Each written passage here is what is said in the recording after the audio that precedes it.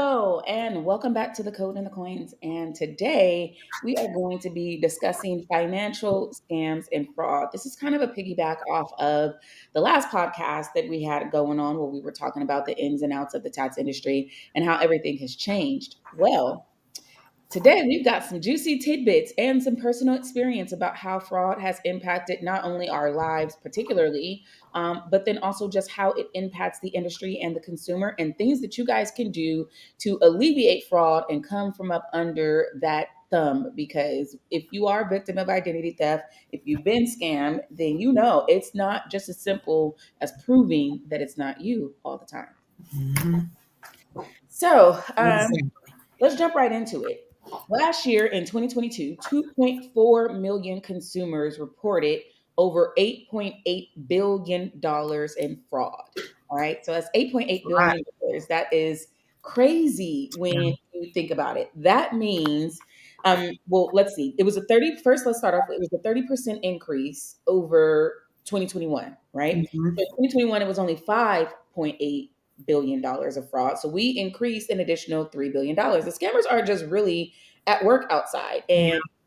and it's it's detrimental. Also, I believe, like to the value of our dollar. It kind of like trashes the entire economy, particularly because even when you are primarily scammed, money doesn't retain here in the United States. Does not.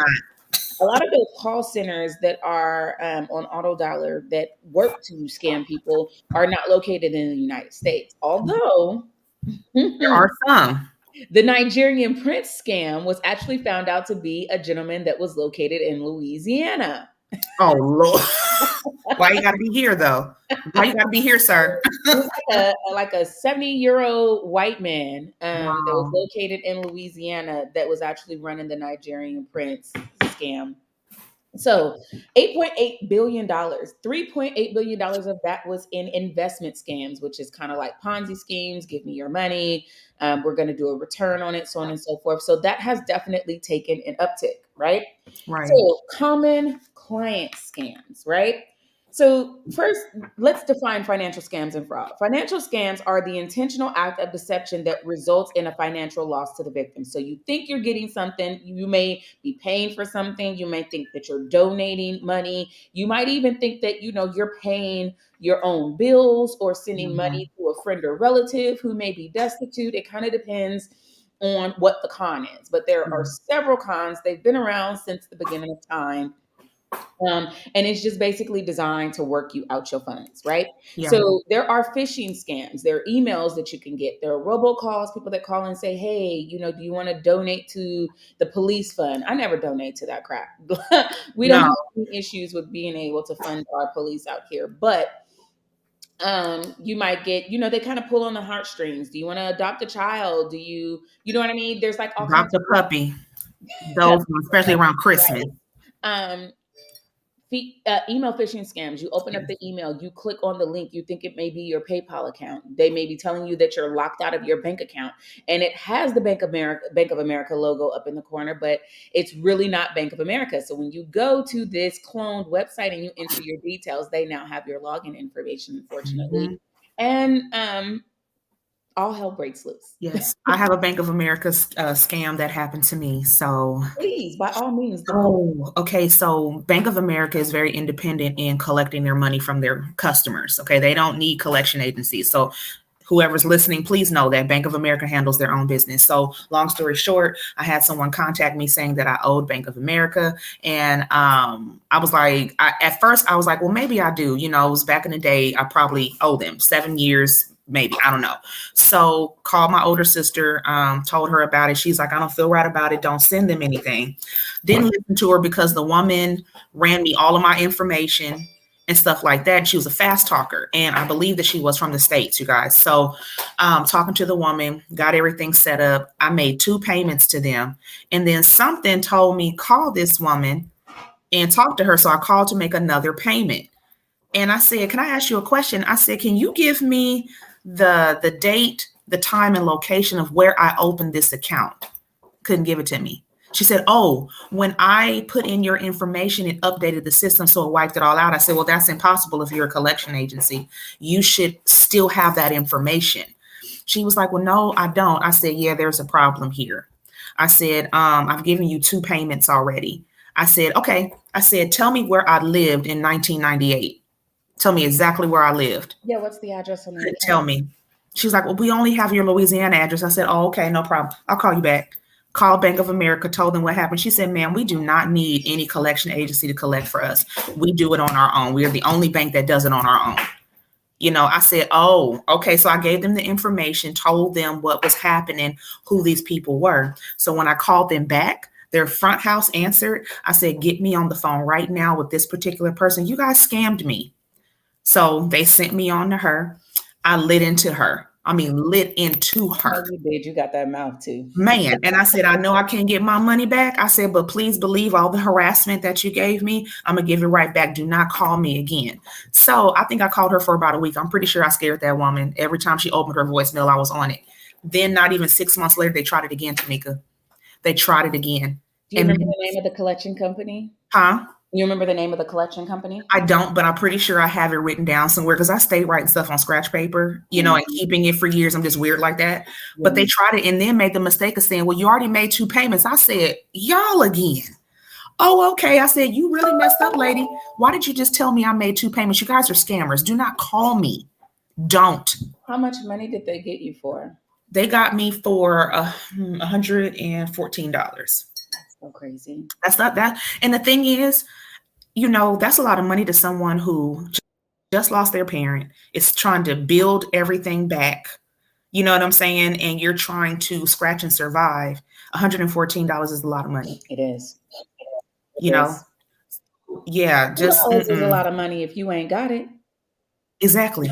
Exactly. Let's just be You know what I'm clear. You know what I mean? saying? I'm still the Mhm, type mhm. of person where I was debating if I was gonna buy this coffee this morning.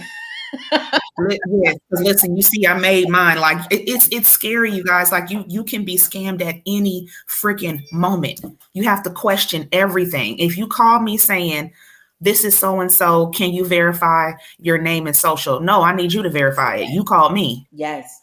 I refuse to give out information over the phone, especially Yeah. people, if you're incoming and you're calling, I'm not going to verify. I told you what my name is. My name is this. Yes, please go ahead. Whatever Hmm. business do you have? And I've had people hang up on me, and that's fine. No Hmm. problem. Please send all of your whatever information that you need from me. It's perfectly fine for it to go through the mail. And if you keep calling me, I'm Yeah, going to report you to the FTC. that's right. So, Exactly. did you actually get a chance to report them? I did, and when it was tried again with another company that tried to collect on something, I was like, "I'm gonna need you to send me a correspondence through the mail." And then also, I said, "I don't have a debt with you. I have a debt with the original creditor." Mhm. I said, "So you calling me is not working." "Well, that's not how it works, ma'am." I said, "Obviously, you thought I was stupid." I said, "Again, I don't have a debt with you in particular. You bought the debt. Legally, I don't have to talk to you. At all? I can call the company directly and ask them, is there an account with my name on it?" Now, And I hung sometimes up the in their face. company will direct you back to, whomever they sold the debt to because they've been Mhm, compensated. It may no longer be their account. But mhm, generally, most debt collectors don't buy the account in its entirety. They buy it on a percentage or a sliding scale. So there is a mhm. certain amount of money that they have to send to the original creditor, right? Yeah, And yeah, so I always tell people, please check the legitimacy of the company that is offering you the yes, deal or whatever the case may be. If you do find yourself in a situation where you're in a collections account, you want to get the original information mhm, from the debt collector. Send me a copy of the original contract. Also, I know this is kind of like jumping into the credit space a little bit, but we're good with that. Send me a copy of the original contract. Let me know how much the original debt is. If there yes, is any money that you are charging in excess of the original debt, I need you to break that out. And if you do come to a deal with them, you want to make sure that you get that deal in writing. Say, for example, you yes, say, okay, yeah, 2020, 2020 was a bad year. Okay. It was a bad year for a lot of people. So there are probably Mm-hmm. people that have collections, specifically like medical and all of that good stuff that's sitting on your credit. If you can't make a deal Mm-hmm. for a pay for delete, just make sure that you get it in writing or at least it's recorded so that you have to be able to have the backup. Um, Yeah. if you guys encounter any issues with being where you feel like you're being scammed or you're being led astray, you want to reach out to the FTC. You want to go to ftc.gov, and over in the right hand corner, there is a big blue box that says file a claim. Make sure you click Yeah. that button and file a claim, because the only way for us to really be able to combat these scams is if we kind of know where they're coming from. Now, Yes, exactly. if you are of our age, we're touching on 40s door. You know what I Yeah. mean? We were born in the 80s, so we're Yes. the 40 to the early 30 generation right up in Yes. here. Mm-hmm. Most of our parents, Oh, girl, some of tell the our people. parents, you know what I mean, may not have been the most fiscally responsible. I've Mm-hmm. encountered a lot of people, and I have actually been a victim as well. When I got of age, there was a PG&E bill in my name, and I was just like, "Wait a minute! I have never had PG&E in my entire life. Like, what the heck is going Right. on?" There are ways for you to be able to combat that, right? First, the debt Yes. has to make sense. I can't be an 8-year-old with PG&E, so that PG&E bill that was in my name in 1988, come on off that, right? So there Right. are ways for you to be able to get around it. But if it sounds like it's too good to be true, It probably you've is. seen the comments that are in Facebook or Instagram. If you cash at me $100, I'll turn it into 1,000. There's no way that that I is. fell victim to that too, You y'all. know I what I mean? did. If you the job posts that you may see on LinkedIn or Facebook, Mm-hmm. or it used to be really big on Craigslist. Someone would hire you for a Yes. job, but they had all these other vendors that they had to pay. And if they could just send you a check for the full amount and you could cut the check to all of the other vendors because you were going to be their personal assistant, complete scam. Yep. Yep. Or either they tell you to, what they tell you to let them send money into your personal account, Hmm. and then you'll send it back. That happened to my mother. Hmm. Completely messed her account up. They closed the account with her money in it that had money for a job that we had to do. And then the FBI showed up at our business. I'm pretty sure they did. It was bad. That is horrible. Yeah. I know that, I mean, the phishing scams, they just never stop. Some people will call and say, "Hey, we're going to cancel your social security number." Can you imagine being an elderly person and not really all that computer adept, and someone calls you on the phone and tells you, "We're going to cancel your social security number if you don't pay this debt right now," Right. or, "We're going to seize your home because you Oh, owe yeah. the IRS $40,000 in back taxes. And if you don't transfer it right now," they put a sense of urgency into you. If you Yeah. don't do this right Yeah. now, then, XYZ is going to happen and it's going to be really bad for you. And they really Exactly. prey on our older generation of people Yes. Yes, they do. and disabled people, non-able bodied people, I should say, um, or people who have neurodivergency can fall victim to it. You know what I mean? Just because of the Yeah. stress. Someone calls me and Yeah. tell me I owe them $30,000, even though in my right mind I know it ain't nobody walking this planet. You know what I mean? But the Exactly. urgency of, "Oh my Mhm. God, the butterflies in my stomach. What do I do? How do I fix this?" Well, instead of the $30,000 you can settle right now for 10. Oh, well, that sounds like a damn good deal. You know what I mean? Yeah. Um, it's crazy.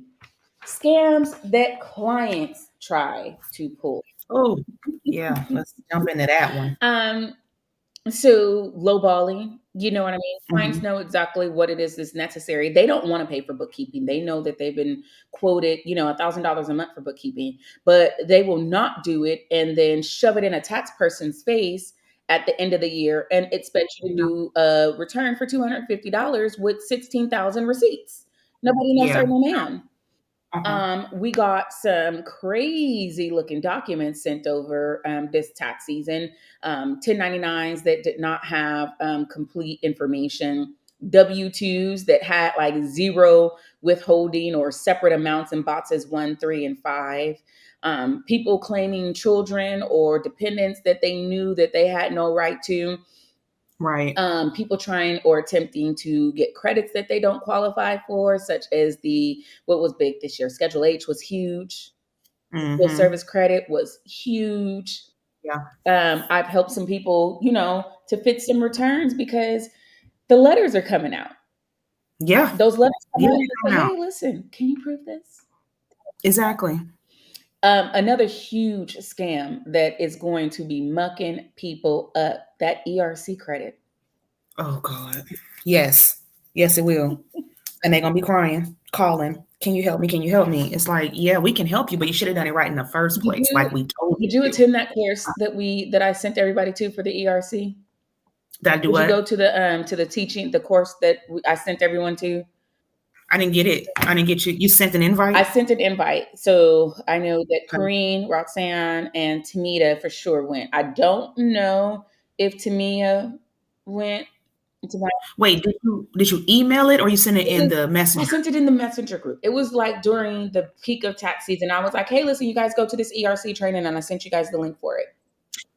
That's right. Okay. I want to say one of them. Okay, I remember Tamita went. Yeah, She was supposed to record it because we were all on the phone she together. didn't record And it. then, She actually hit yeah, me up somebody a couple else days did. ago and was like, "Hey, do you have the recording?" And I was like, "Baby, I sent y'all. I didn't go." I had no interest in having any N0 parts in regards to the ERC because I don't have any clients that qualify, and I'm damn sure not going to touch anyone else's information because I don't know if you qualify. Yeah, You know what I mean? There's so many ways for you to be able to present that fraudulently that I'm just not going to put my name on it. right. And then you've got these predatory companies. Anytime you see pop-ups, people Mm-hmm. that you know for a fact was not doing that, if they built their business around, um how do I say this? People who build their businesses or they specifically kind of tailor their services around what's new and what's hot, like how people were not doing taxes. They were not interested in bookkeeping until the pandemic happened. And now we've got Yeah, these PPP loans and these SBA loans, and now everybody and their mama is a financial expert. Let me help you get right. your PPP. It was people doing PPPs. They didn't know how to do their taxes the previous year. I know. I know people buying cars and stuff with it. And it's like, wait a minute, how did you get a PPP loan, but someone who's a real struggling business It can't was get like, it? What lie did you I tell? did your taxes last year, sweetie. There was no schedule C, D, E, or F. There was nothing Mm-mm, attached to it. Or the mm-mm. 7702 credit. You have a Yes, W-2, you don't qualify. right. And the one thing I love about our tax system is that the system's going to catch it. If we put in all your information, the system is already running it. So by the time we get to the end, it tells you this person does not qualify for this, and this. Okay, perfect. Returns finished. As long as you catch it, I'm good to go. So the one thing that's like I said that I like about it is it catches everything. It really does take the whole stress out of a lot of stuff. Because I'm typing in what you have, the system's going to catch it. So I always ask people, is this accurate information? Because if it's not, the system is going to catch it and kick it I out. agree. Period. I personally am a victim of identity theft. And Hmm. this had nothing to do with like the PG&E bill that was in my name. That was actually just a relative, you know what I mean, that couldn't get the Yeah. PG&E on. So I was able to get that rectified. And, Yeah. it was, I was no worse for the wear, but I Hmm. definitely appreciate the fact that I've never had to do anything crazy like financial crimes to my children. Yes. Oh my God. Oh Um, my God. but it's really crazy when you know that I got married for the first time when I was extremely young. I was 18 when I got married, and Yeah. I had driven up to my grandparents' house coming from my house. I lived in SoCal, Hmm. and I got a piece of mail. My grandpa was like, "Hey, there's a piece of mail on the table for you." Now I've been living away from home for a couple years at this point, so Yeah. there's really Yeah. no reason for me to be getting mail there, right? It Yeah. was from the post office. So I open up the post office mail, and there is a letter in there, and I still have it. I kept it Wow. because I was just like, it blew me away. There was a letter in Right. there, and it had a copy of my driver's license and a copy of my husband at the time's driver's license. It was a picture of it, and it said, "Your identity has been compromised. We caught, yes, we Wow.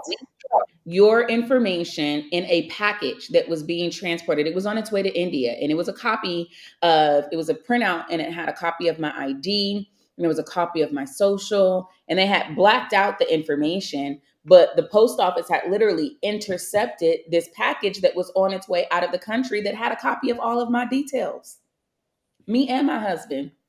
Since then, How on earth did they think to catch that though? well, so identity theft. is, again, it's $1 billion industry, right? It So there are certain methods and inspection methods that the post office does have. My grandfather used to work for the post office, so when I showed it to him, he was like, okay.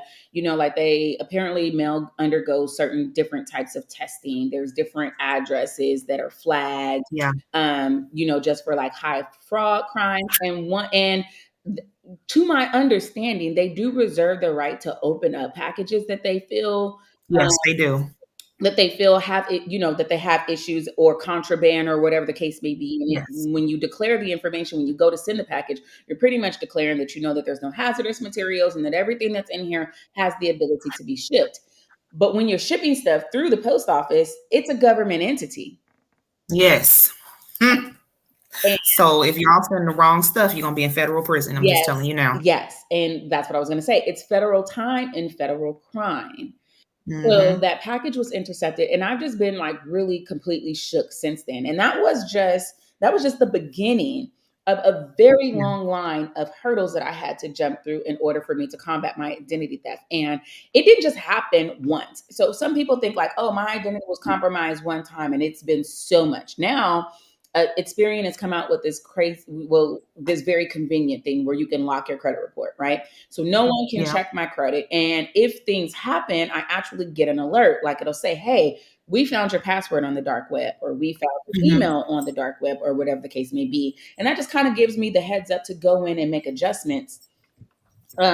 Change my passwords, update my Trapper Keeper, all of that good stuff. Yes. Yeah. With all of that being said, I just want to let people know the process that needs to happen when you become a victim of identity theft. First thing that you want to do is file a claim with the FTC and then make a police report.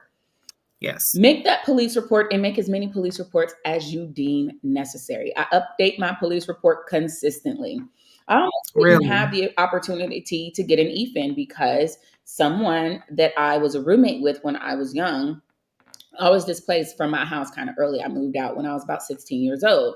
And I moved in with a Hmm. girl, and we were friends, or so I thought, or whatever the case may be. Hmm. But she actually ended up, we got into it as girls tend to get into it. And when it Yes. was time for me to leave her place, she didn't want me to get my stuff. So I had to call my mama, you know what I mean? And Big Nicky had to go on over there and tell little sis, Yeah. you're going to have to come up off my daughter's stuff. So I was able to get my stuff back.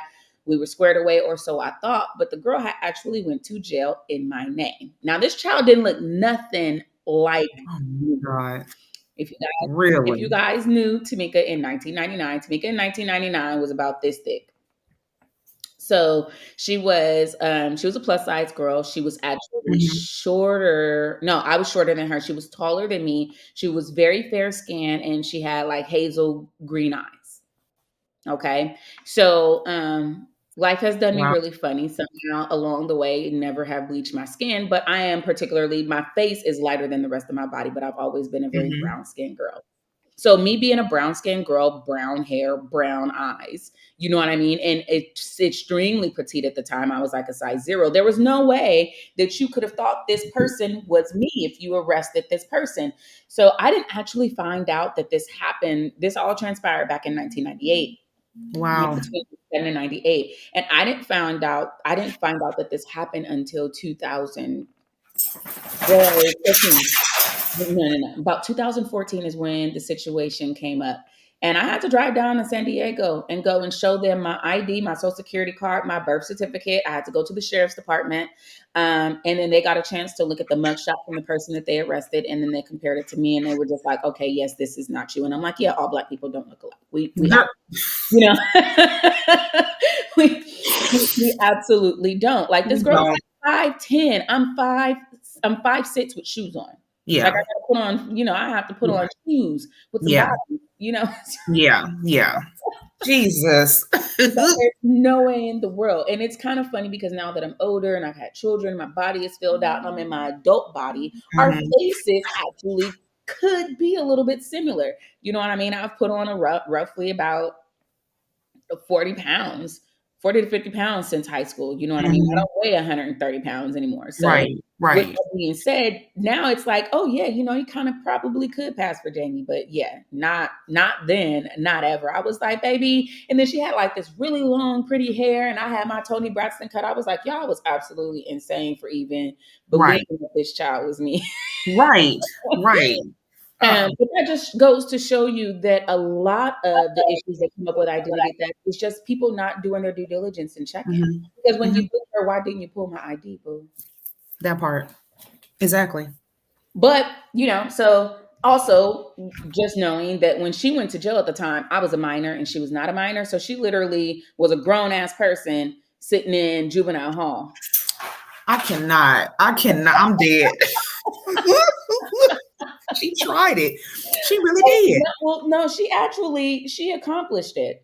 She definitely accomplished it. I didn't know that it was holding me back. It wasn't a conviction, but it was enough because it was a burglary that had happened. Oh And I my don't know the God. particular details. I don't know if they had ran into a store or what happened for that burglary charge to happen. I just know that it was holding up my damn future. So I had Yeah. to jump in a car and drive a few hundred miles in order for me to get that squared away. So it's always important for you to make sure that you're reporting the information to the Yeah. FTC so that they're aware of what the scams are, getting the police report and updating it. So when that situation happened, I had to go back. I probably have about 4 or 5 police reports, and I have to update my FTC complaint pretty often, and probably like every 3 to 4 years. And I just have to remain diligent. Now you would think, well, why couldn't you get a new social security number?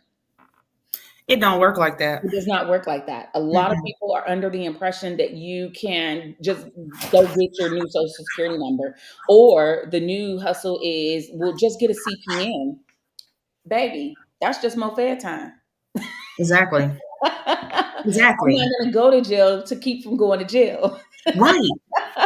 I mean, because make it make sense. Like, it's like people, you got to definitely make sure, like she said, do your due diligence, check things. I've had companies tell me, okay, well, since your mom signed up for these bills in your name, just do a police report. I said, okay, I could do that. She's dead.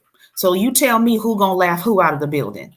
Like, she's dead. You can still do the police report. It will remove the information from your record because it's proven that it's not you. And now that your mom has actually passed on, she couldn't go to jail for it. No. And that's what I told them that. I said, she can't go to jail because trust me, I put her there. I don't have a problem. No, So 'cause you're right. How can someone have a future if someone has already used your information to ruin it? Like you're taking away a person's option to choose their future. You've already chosen poverty for them. it's one of the reasons why financial literacy is so important. Exactly. I firmly feel that if people knew better, that they would actually really have the opportunity to be able to do better. Hmm. I always recommend making sure that you update your passwords on a consistent basis. Change Yes. your passwords. I know I have it bad. Please do not name your password after your dog and your birthday. Don't Right. use regular passwords. Google Suite is amazing. If you've got Google, you can literally use a secure password and it will remember it not only on your computer, but also on your phone. All your devices. So you're not sitting here like brain farting trying to remember what your password is. Exactly. Use antivirus. If you're Yeah. not working on an Apple product, if you're a PC person, get the antivirus protection. AVG is literally free. There's no reason for you not to have It's that. called ABG. AVG.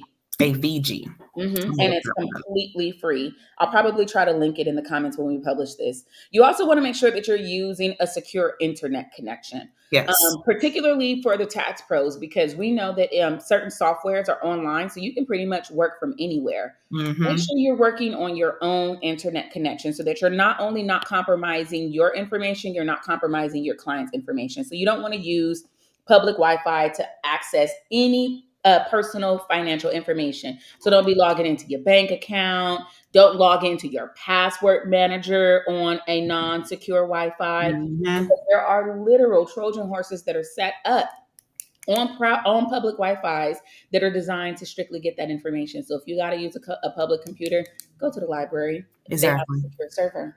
Yes. Yes, they It do. is completely crucial to educate yourself and stay informed about the latest scams and frauds. So the FTC's website is a wealth of resources. You can log on to there, and it will tell you all of the stuff that you need to know. That's why it's so important that we report so that they can let us know. You know what I mean? So we can know. Yes. Like Social Security, about 6 or 7 years ago, the Social Security calling people was huge. The Yeah. IRS very rarely calls anyone. And if Hmm. they're not calling from the call center, if you're speaking to an IRS agent, it's because you have a taxpayer advocate or because Yes. you're under investigation. Yes. Plain or simple. So Hmm. unless your case has been escalated either by the Internal Revenue Service directly or by yourself because you need an advocacy, then the IRS ain't calling you, boo boo. So you don't have to Right. worry about them calling and saying that you owe them something. But scammers have gotten really good. They now are making IRS letters with the little treasury letterhead over here in the corner. So you want to make sure that if you're going to be paying someone, that you're calling them directly. Say, oh yeah, Hmm. I really appreciate that. I'll make sure that I'll make this payment right away. Hang up and call back. Hmm. Hang up and call Hmm. back. Ain't no way in the world I'm gonna give nobody 2 pennies, let alone 200 of Yep. anything, without verifying that information. Exactly. Make sure that you freeze your accounts regularly. Change your passwords. I don't care how long it takes me to hold up in the line. I freeze all of my accounts, my bank account, my cash app. I freeze all of that stuff. And then I Yeah. open it up when it's time for me to be able to make a purchase because, especially if you use your phone to be able to pay, tap to pay. Girl, you got me in all of my little financial envelope right now, locking my cards. Well, here's what happens because if you use tap to pay, literally someone can bump into you Wow, that's right. and now you've tapped to pay. Hmm. So you want to make sure that you're being diligent. That's why I turn my cards off because I do have tap to pay. Square Me has like too. this little reader. Square has a little reader Yes. that you can put in your pocket. So I can bump into someone's purse and possibly have them tap to pay. That's a common scam that's going on. Another Mhm. scam is the readers that are located on gas stations or ATMs. You put Yeah. your card in and you're withdrawing money, but it's recording all of your information. We got to Yeah. stay diligent out here, guys. So we already know about filing the complaints. And then what else? Let's see.